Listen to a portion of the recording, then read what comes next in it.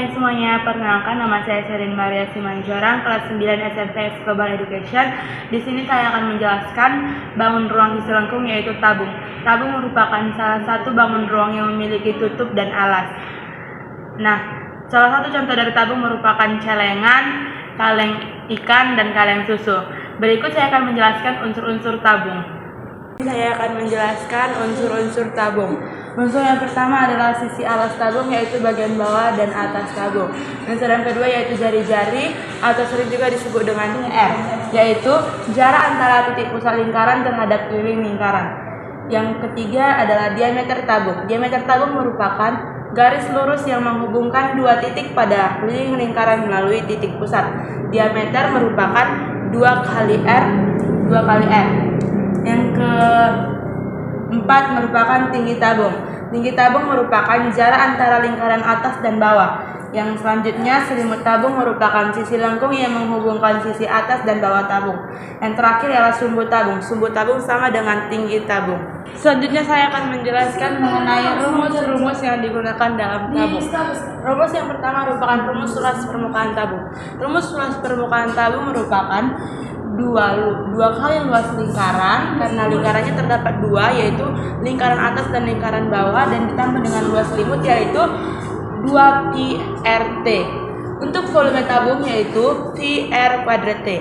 Selanjutnya saya akan membahas contoh soal dari tabung ini. Contoh soal tabung. Soal yang pertama, sebuah tabung tingginya 20 cm dan diameter lingkarannya ialah 14 cm.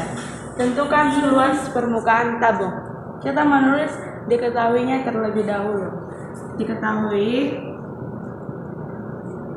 tinggi tabung, berarti T sama dengan 20 cm dan diameter lingkaran 14 cm.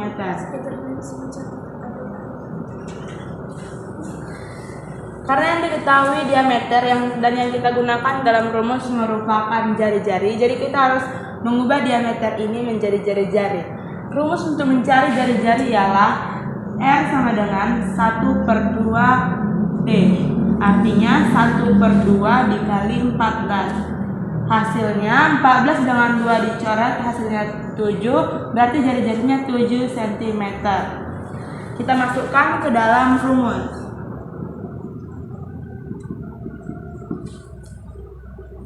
LP sama dengan 2 kali pi R kuadrat ditambah 2 pi RT. Masukkan 2 dikali pi yang kita gunakan merupakan 22/7, karena diketahui di sini R-nya merupakan kelipatan 7. Jadi kita tuliskan 2 dikali 22/7 dikali 7 dikali 7 ditambah 2 kali 22/7 dikali 7 dikali 20. Kita bisa coret 7 dengan 7, sehingga 2 kali 22 yaitu 44.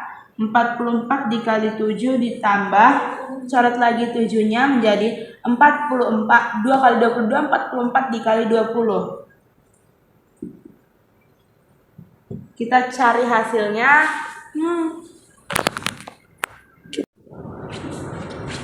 44 dikali 7 yaitu 308, 44 dikali 20 yaitu 820. Jadi kita tinggal menambahkan 308 ditambah 880, hasilnya sama dengan 1188 cm kuadrat.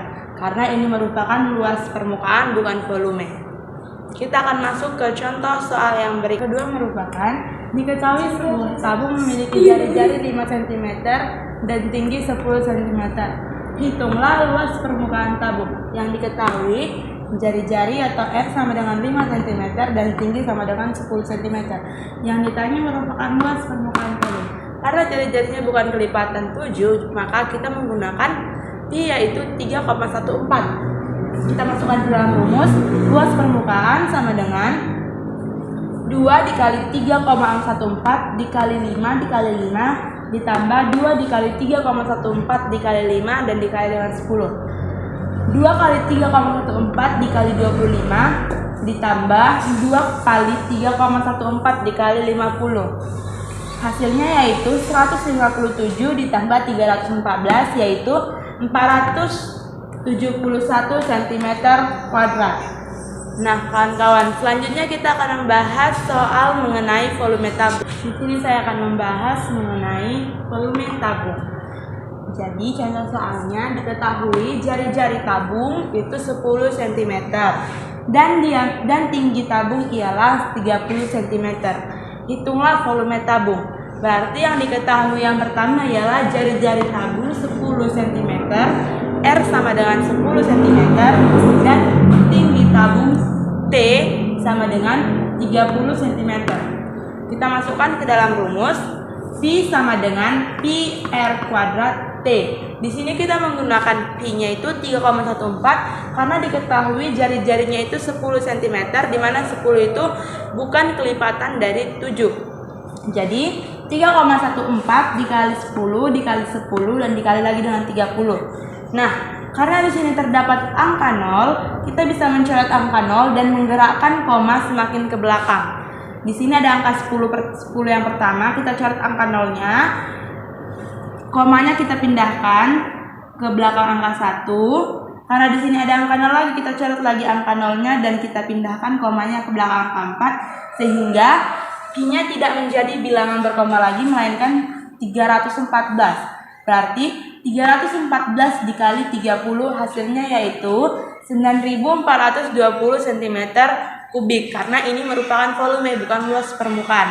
Kita akan membahas contoh soal yang selanjutnya dengan menggunakan pi yaitu 22/7. Soal yang kedua yaitu diketahui jari-jarinya 7 cm dan tingginya 10 cm.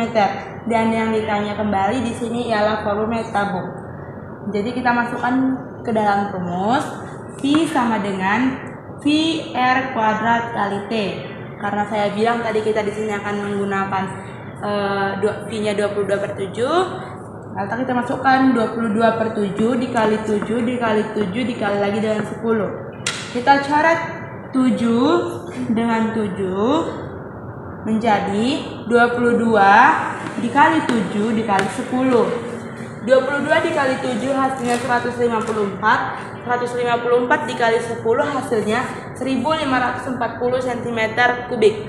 Nah, selesai sudah penjelasan saya mengenai penghitungan luas permukaan dan volume tabung.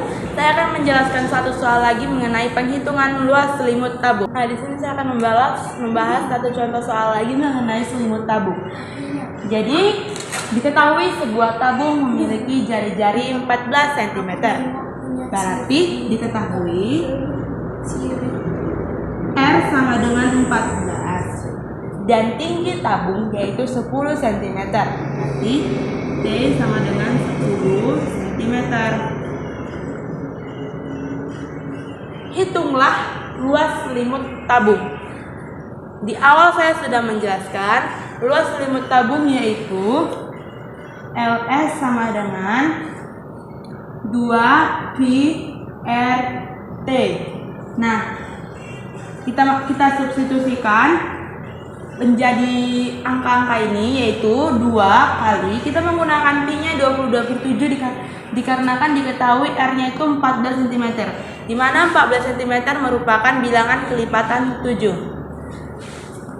2 kali 22/7 dikali 14 dikali 10. Kita coret 14 dengan 7 menjadi 14 lagi 7 yaitu 2. Berarti 2 dikali 22 dikali 2 dikali 10. 2 dikali 22 yaitu 44 dikali 2 dikali 10 yaitu 44 kali 2 berarti 88 dikali 10. 88 dikali 10 yaitu 880 cm kuadrat, karena ini luas permukaan bukan volume. Sekian dari penjelasan saya. Semoga penjelasan ini bermanfaat bagi teman-teman sekalian. Saya mohon maaf jika ada salah kata atau salah penghitungan dalam video saya ini. Saya ucapkan terima kasih.